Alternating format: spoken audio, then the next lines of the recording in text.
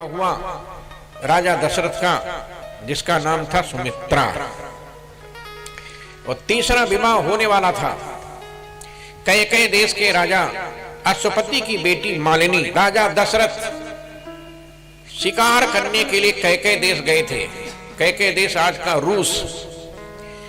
और वहीं पर एक बगीचे में कैकेयी को गेंद खेलते हुए देखा तो राजा दशरथ ने उनकी परिचारिकाओं से पूछा कि इसका परिचय कहाँ। ये राजा अश्वपति की बेटी, इसका नाम मालिनी है, कैकेयी पुकारते हैं इसको। राजा दशरथ राजा अश्वपति के पास में गए और राजा अश्वपति से कहा कि मैं आपकी बेटी से विवाह करना चाहता हूं। राजा अश्वपति ने शर्त रखा कि एक शर्त के अनुसार विवाह हो सकता है। पूछा क्या? कहा तुम वचन दो कि कैकेयी की कोख से जो पुत्र पैदा होगा वही अयोध्या का राजा बनेगा। यदि यह वरदान, यदि वचन दे देते हो तो मैं मालिनी से तुम्हारा विवाह कर सकता हूं। राजा दशरथ डर गए। राजा दशरथ ने कहा ऐसा मैं नहीं कर सकता।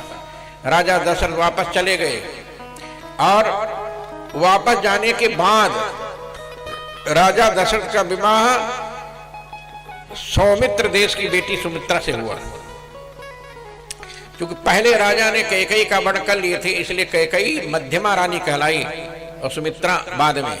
जब तीनों रानियों को कोई पुत्र पैदा नहीं हुआ, दोनों रानियों को कोई पुत्र पैदा नहीं हुआ, तब राजा दशरथ ने सुमित्रा और कौशल्या से पूछा यदि तुम चाहो तो मैं तीसरा विवाह कर सकता हूं। कहा हाँ बिल्कुल कर लीजिए।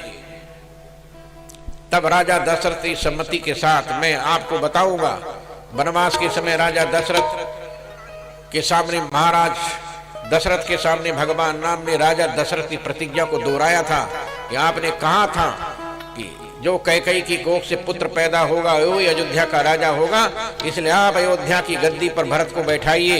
ये भगवान राम ने राजा दशरथ से कहा, मैं बताऊंगा सज्जन। ये 3 विवाह हुए, लेकिन 3 विवाह होने के बाद भी किसी को संतान नहीं हुई। श्रीमद् वाल्मीकि रामायण में लिखा है, यथा मनुर्महा तेजा